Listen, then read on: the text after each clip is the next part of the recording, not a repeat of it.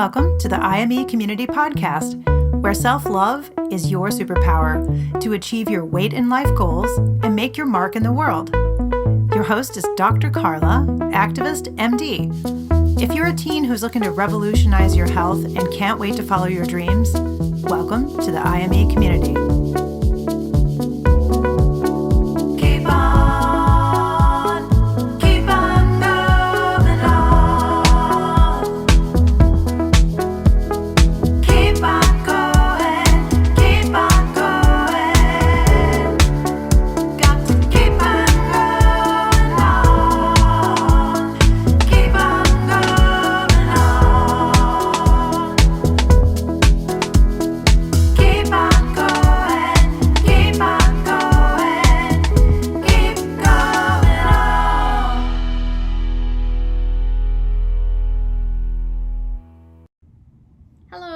This is Dr. Carla. Welcome to the YouTube video and the podcast for IME Community. Make sure you get on my email list, and I'm doing tons of coaching, especially for parents of teens, and there's a lot of exciting stuff happening. I just got back from taking a week off. Didn't seem like a week off. I had a lot of fun with my middle daughter, Audrey. She's looking at different colleges, making that big decision. And I have a lot of thoughts about that. I've been through that twice now with my girls, and trying to show up as a more supportive parent this time around. And she'll let me know when I get in her lane. She's really good at that. Okay, I wanted to let you know that this is a unique podcast and YouTube video that I'm doing. I'm going to do some self-coaching around a really serious incident that happened. This podcast and YouTube comes with a trauma warning. I'm going to be talking about cyberbullying. I'm going to be talking about the Sextortion case with Jordan DeMay, and doing some self-coaching around that. If you aren't familiar with that case, with what happened, it's just a horrible tragedy and is an example of what our teens are facing on social media and some of the really scary things that are happening. And I want you to also follow Dr. Free In. It's the initial Hess, Hess, PD Mom, if you're on TikTok and Instagram. She's a pediatrician. She's an emergency medicine doctor. She does a lot around childhood safety. She had some really good posts on this. She's going to be doing more. And of course, I'm going to be talking about it, but I'm not going to talk about as much the situation as I'm going to coach myself through this. And I hope that will be really helpful to you. It's going to be helpful to me because like I said, I've been out of town. So I just saw this case, and it just obviously brought up a lot of stress response in my body, a lot of fears and panic, to be honest. And I haven't really addressed it or thought through it, and I thought what would be helpful is maybe kind of going through some of the thoughts that are coming up in my mind and how I'm going to work through it. There's not going to be any convincing myself that this couldn't happen to my kids, that there's anything good that's going to come out of it. This is a tragedy. This is horrible. This is so sad. All my thoughts and prayers go to the family, and my whole heart is thinking about their beautiful son and the family as they're going through this tragedy. Dr. Free Hess talked about a documentary that you might want to watch with your teen called Childhood 2.0. I haven't seen that, full disclosure, but I am going to watch that. And then she also said there's parental monitoring apps like Bark that she recommends, but there are others out there. I, to be honest, don't really monitor my teens' social media, and we did that more with my older daughter, and it was like there wasn't anything going on, and then we kind of just got lax, and we don't do that. So again, I can't tell you specifically anything about Bark. I will look into that, and I will look into the Childhood 2.0 because I'm a parent like you. And I was in the middle of writing and almost finishing up a cyberbullying blog, and I was going to do a YouTube video and podcast, but this came up, this case around sextortion. And what happened was what's happening all across the country to our teens. This is unfortunately a really common thing. And this teen, Jordan, he received a compromising pic of a girl he knew, who he thought it was coming from the girl, that's in quotes because it actually wasn't, and asking for him to send a compromising picture of himself back to her. And so he did. And I mean, these are mistakes that a lot of people make, and teens are going to make these mistakes and do these things. And then he sent the picture, and then soon he got a notification that they were going, whoever this girl, it was actually a bot, or the sextortion people were going to they demanded $300, or they were going to spread it through the internet. And so he panicked and did what anyone would do, and he paid the $300. And then after that, they said, we're going to need $1,000, otherwise we're going to spread it. So he didn't have the money, and he said, I don't have the money. And they said, well, we're going to spread it. And within 6 hours of him receiving the initial photograph, he killed himself. And it's just, I can't even fathom the pain that their family is going through. And so what we're going to do is talk about how as parents we can coach ourselves. And I'm going to go through this because, again, I haven't thought through this. I haven't thought of anything other than just like how sad it is, how tragic it is. And because I know that, I live in reality, and I know this could happen to my kids.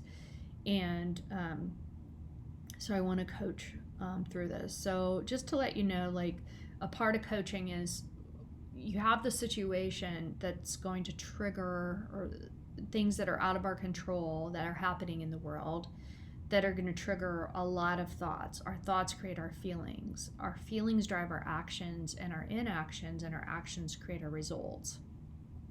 So say you're going to be a parent like me who so far really hasn't done anything. Like, I haven't talked to my kids about it at all. And I've been kind of hesitating. So that's kind of my result. And that result is coming from a thought.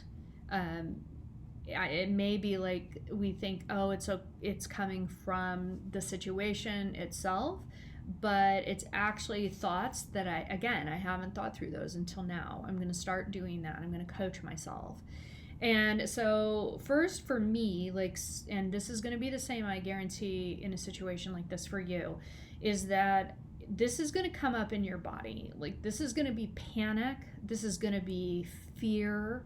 And you may even have a stress response like I did. So the stress response of like fight, flight, or freeze when you hear about a situation like this. And I froze, and I've been frozen. So I'm going to say that my feeling is panic, and like the worst fear you can have. That to me is the worst fear is panic. And my stress response in my body, in my action coming from that feeling, is freeze. Okay? So what are the thoughts that are creating the feeling of panic? Oh, the thoughts, I'm just going to kind of run through them as I'm thinking of them. This could be, my son. I'm powerless. I haven't, there's a lot of actual shame coming up in judgment of myself as a parent as I'm thinking through this just right now, that I haven't done enough to protect my kids. I know personally of kids that this has happened to. This is right here in my community. I can't ever protect my kids. I haven't done enough, and I cannot protect my children. I mean, my website has actually been hacked by Russian bots. It's not anything compared to this situation, but it just shows you like how easily these things can happen. I haven't done enough to protect my kids. And also, like, I'm a coach for teens, and I coach parents. And so how can I show up when I haven't worked through this? I haven't worked through this myself. So how can I help? How can I help any other parents or teens so there's a lot of judgment, there's a lot of shaming, that negative self-talk is coming up, like imposter syndrome, self-judgment is coming up in me right now as I'm thinking about it. I haven't worked through this myself. So I feel kind of like a fraud. Okay? Or an imposter. That's coming up for me. You may be feeling that too. So what's the strongest thing that's causing the panic? Because what is my thought? Now I'm going to go back and look at this as far as what is coming up for me as the strongest, most powerful thought that I'm really staying attached to. Thoughts are like rainbows, they come and they go. Thoughts are like clouds going by. Now, I mean, these may be believable and they may be true things, but true thoughts or beliefs, they may be true. I don't know. I just haven't had any awareness of them, and it may not be serving me. It seems like it isn't, because I keep getting the same result of really not addressing it, or not helping my teens in the ways that I can show up as a parent who is going to be supportive and show up as the kind of parent that I want to do. Where I feel like, I mean, I can't cause and I can't control all the things in the world, but I can definitely show up with some intention to do some things to put my attentional focus where it can be helpful. Okay. And I'm not completely powerless, but I'm not convincing myself of any of that. Right now, I'm just creating thought awareness over what's causing the feeling of panic that's keeping me frozen and not moving forward to help my kids.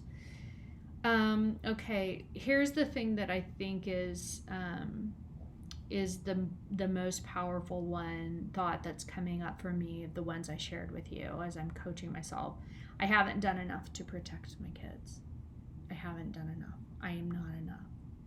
I'm not enough. Okay? That's creating panic for me, even as I think about it. That's causing me to freeze. And my result is tied to my thought.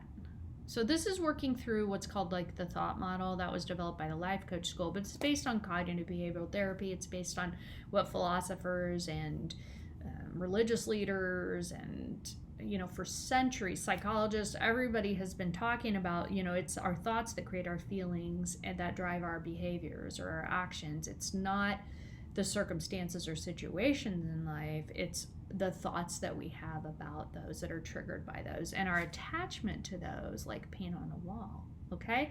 When we are not our thoughts and our thoughts are optional, but oftentimes we just kind of mindlessly go through life and we don't think about, what are the actual thoughts that I'm attached to that keep creating that feeling and I keep getting that same result. Okay, so I haven't done enough to protect my kids. My result is I'm not doing anything. I'm not, because I'm staying attached to that, so I'm staying in panic mode about it. Every time I think about it, that thought comes up, and I'm like, I haven't done enough to protect my kids. I haven't done enough to protect my kids.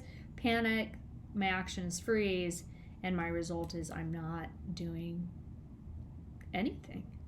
Like, I'm going to create that reality by staying attached to that thought. So that's just powerful awareness. I can stay there, and I can stay in there and say, I haven't done enough. And maybe I think that, like, I believe that in part is actually true, is that I haven't had enough conversations with my teens about it. I haven't watched that documentary with them. I haven't done parental monitoring with them. I haven't, talked to them specifically. I haven't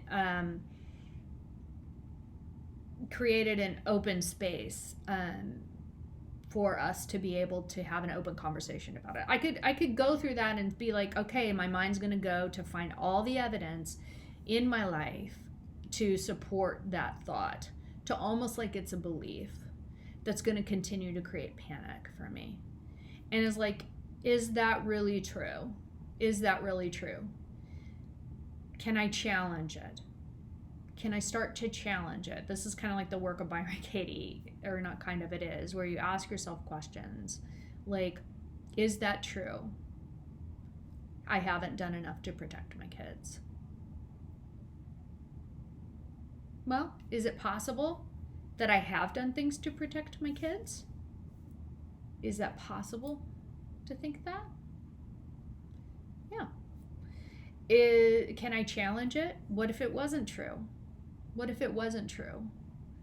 Does that create a different feeling? How do I react when I keep believing and staying attached to that thought? Well, we talked about that. I stay in panic, I stay in freeze mode, and I'm not doing anything. So I keep getting the same result. What would it be like next? What would it be like to let that thought go? What would it be like to believe that I have done enough, that I will do enough, that I will show up for my kids, to protect my kids, as much as I feel, as much as is possible in this world that we don't cause and control, and we can't prevent suffering, and they live. But what would it be like, and how would I react? Would I react more in a calm manner, with compassion for myself and with them? Would I be more proactive? And would I do more? So how would I feel if I felt like I am committed to helping my teens live in this digital world? What would that be like? Okay, I'm gonna be more calm, is what it's gonna be like. Okay.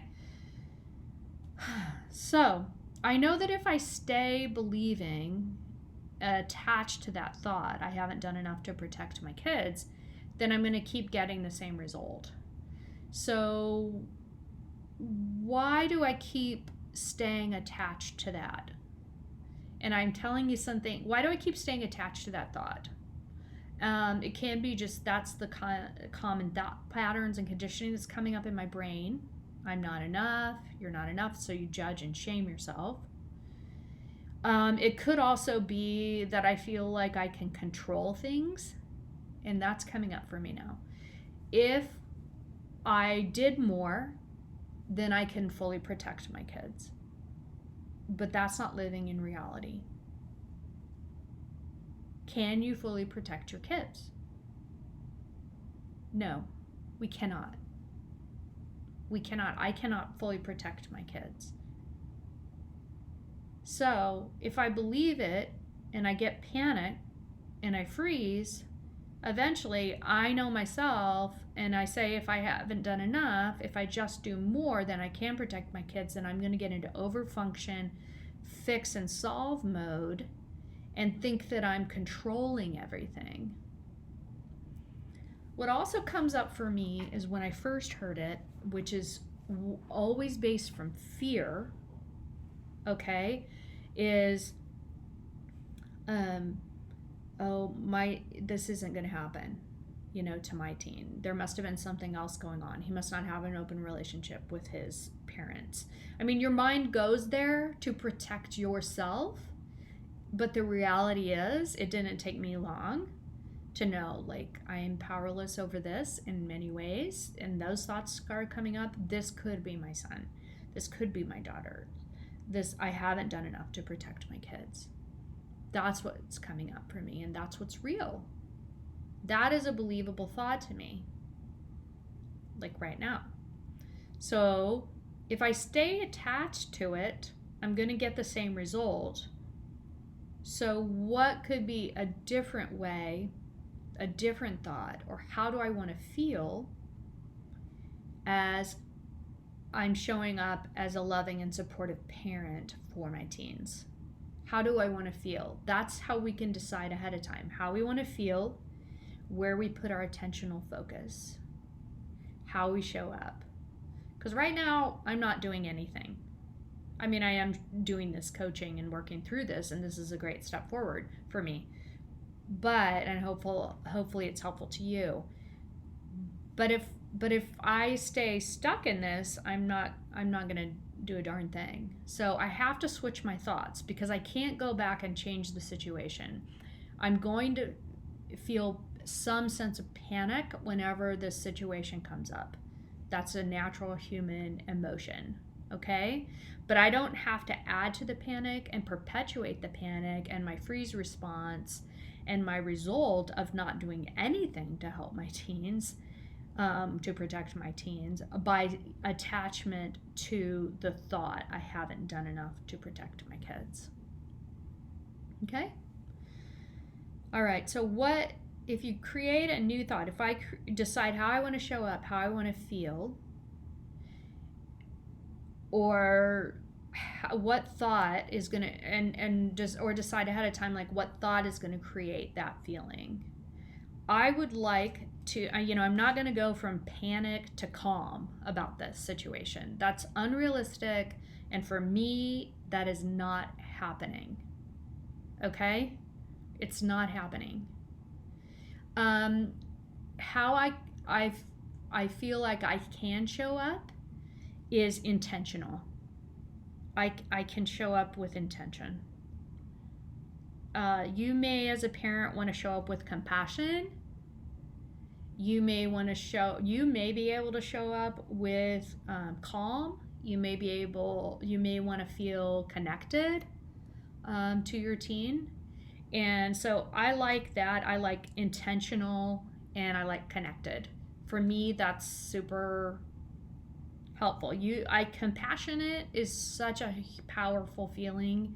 If you want to show up with compassion for yourself, for your teen, for the parents of this victim, that's a really important and wonderful way to show up too. Okay? And that's very helpful. I want to show up with intention. Okay? What thought creates intentional for me, that feeling? I'm usually pretty good at this. And teens, when I coach teens, sometimes they're really good about it. Sometimes it's like, I can't come up with anything that's believable. They're really honest about that, which is awesome, because it's not toxic positivity. It's not like everything's going to be okay and I can do, some like totally like cheesy statement that is like, I can protect my teens. And I mean, that's not going to be helpful. So with intention, to create the feeling of intentional, it has to be a believable thought for me. One thing I've done a lot of coaching on with myself is how I want to show up and what my guide words are for my future parenting self that I want to embody now. So I really want to be a trustworthy parent, so that my teens feel like they can come to me and talk to me. I want to be a compassionate parent, so that they feel like I'm a soft place to land with whatever's going on in their life. I also want to be funny. That's important to me. I have funny kids, and I want to have more fun and be funny. But in this case, showing up as somebody who's trustworthy, I trust myself. So I trust myself as a parent, or I trust myself to show up, even when it's hard, even when it is a hard conversation or issue, hard issue or topic. Okay, so when I have my own back and I trust myself and I know that it's okay, like my teen, I can't control how they're gonna respond to it if I decide to open up a conversation or ask if they've heard about this situation, or I decide to talk about like cyberbullying and not address a specific situation. However I decide to talk about, I can't control how my teens are going to respond to it. They may be like, I'm not interested in talking about that. I haven't, heard about it. It's fine. Okay, fine. I'll agree to come and talk to you if I have any issues, Mom. I have no idea. They may slam the door in my face. I don't know. But all I can control is like how I show up, and I've decided I want to show up with intention, and I trust myself. And I'm not to show up in that way, and I'm not going to make it mean anything how my teens do or do not respond. Okay? All right? And these are not one and done conversations. These are really tough topics, and you're going to have many, many conversations. I'm going to be willing to have many conversations about this. Whether I need to talk about it or whether they need to talk about it. Okay? Ooh, I like that thought. Okay? I trust myself to show up even when it is a hard issue, topic, or conversation. Okay. That drives a feeling of intentional, and then my action with intention is to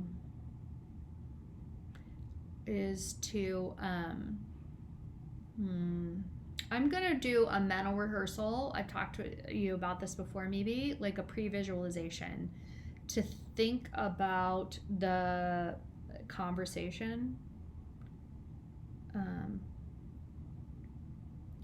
kind of a conversation script about it, like how I'm going to enter the room. It's not about me making myself feel better through the actions that I take, or looking for anything like how my teen responds to make myself feel better as a parent or have less fear or panic about a situation that as a human being, as a parent, I'm going to feel panic and fear about. So what I'm going to do is think about the conversation, how I could potentially open it. And then I'm going to check into the documentary as an action. And the most important thing I'm going to do is a lot of this like self-coaching, mind management, and thought work. So I'm doing that now. Okay? So I'm going to coach. I'm going to bring myself I'm never going to bring it up unless I'm in a calm space. Okay? With my mind, knowing that this is such a fearful, panic-driven situation that it's going to come up as I talk about it. Whenever I decide to, it's going to come up as a scary thing in my body, in my brain, as I'm talking about it, and I'll be okay with it. I'll be okay with not reacting to that and getting into panic mode. Okay? And my result is going to be that I'm showing up. It's going to be tied into my thought. I'm showing up to help my teens.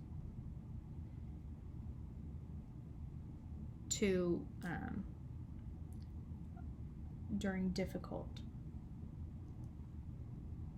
issues, during difficult times. I'm showing up as a loving, supportive parent for my teen, but I'm showing up to help my teens during difficult times. Okay, so I'm that I feel really good about. That's an intentional thought model. And we had the unintentional one where before, like what's currently going on in my mind is I haven't done enough to protect my kids, lots of judging and shaming of myself as a parent, lots of feelings of panic, and my action is to freeze, judge, and shame myself, and my result is I'm not doing anything to help my teens in this difficult situation. And then I decided, okay, so I did a little coaching on why am I still attached to that, why am I attaching to that thought? Why am I staying stuck there? And what would be the purpose of that? And it's based on fear, right? Because if I stay believing that I could do more to protect my kids, then I feel like, oh my gosh, I can control all the things, and I cannot.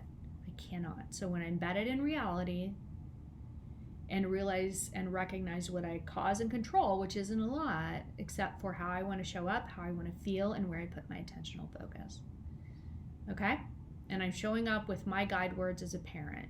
Like I want to be someone they trust, someone with compassion, a soft place to land, and someone who's funny.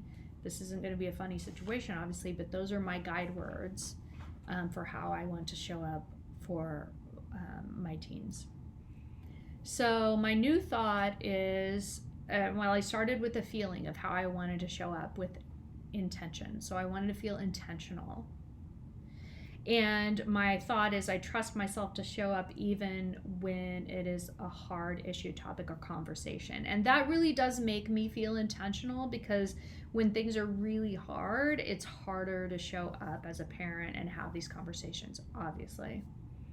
My action from the feeling of intentional is that I'm coaching myself, and I'm going to come from a place of being as calm as possible to show up for my teen, create a conversation script just to start it of like how I'm going to open the conversation. You don't want to just barge in on your teen, and I'm not going to do that because I've done that a million times. It doesn't work. I'm going to check into some of these resources that Dr. Hess shared on the documentary Childhood 2.0 and Bark, the parental monitoring app, and talk to my husband, talk to my teens about that. And my result from these actions is going to be coming from my thought, right? And the feeling that it creates, which is intentional. And my result is I'm showing up to help my teens during difficult times. I'm showing up with trust. I'm showing up with compassion to help my teens during difficult times. And I'm creating self-trust that I'm showing up as the parent that I want to be with intention. And that's what we can do. Okay? So write down some of your thoughts on some of the cyberbullying and maybe this specific situation. And let me know if you have any questions. Make sure you get on to IME Community. I'm going to be doing a lot more coaching. It's really important for us as parents to do this coaching for ourselves and to really find out like what, and to create awareness of what's going on in our minds around these situations that are driving our feelings and our thoughts creating our current reality, our current thought creating our current result, and how we can do some self-coaching to create with intention how we want to show up, how we want to feel, and how we can control our result for only ourselves, because we can't control it for our teens, okay? But we can decide how we're going to show up as a parent. That's what we can do. Okay, self-love superpower. I know this is super tough as a parent, and lots of love and prayers for all of us. Okay, thanks. Thank you for tuning in to the IME Community Podcast, where self-love is your superpower. The content of this podcast represents the opinions of Dr. Carla Lester and is not intended as, and shall not be understood as, a substitute for professional medical advice, diagnosis, or treatment. The opinions shared reflect the host and guest and do not represent an organization or medical group. Always seek the advice of your physician or therapist if you have concerns about your health. And please, like and subscribe to the IME Community Podcast. Share IME with your friends and go to imecommunity.com to join the member community. Don't forget to follow IME on social.